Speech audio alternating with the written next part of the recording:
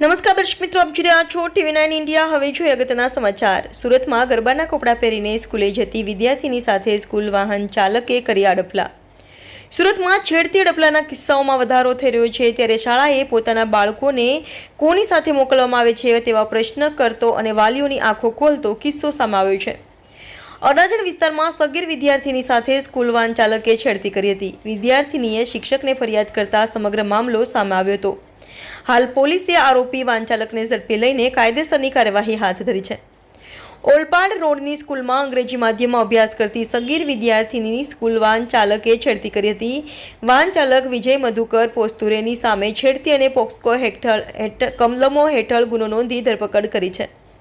School વાનનો ચાલક 2 સંતાનોનો પિતા છે। 3જી તારીખે નવરાત્રિના નોરતા શરૂ થયા હતા। આથી સ્કૂલમાં ગરબાનો પ્રોગ્રામ હોવાથી 17 વર્ષની તરુણી ટ્રેડિશનલ ડ્રેસમાં ઘરેથી સવારે સ્કૂલ વાનમાં ગઈ હતી।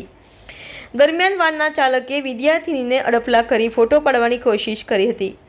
શિક્ષકને ફરિયાદ કરતા ભાંડો ફૂટ્યો હતો।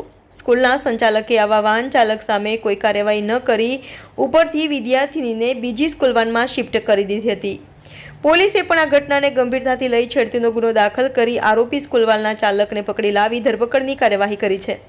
સાથે તેનો મોબાઈલ અને વાન પણ કબજે કરી છે। આરોપી છેલ્લા 1 મહિનાથી વિદ્યાર્થીનીને ખરાબ રીતે સ્પર્શ કરી છેડતી કરતો હતો।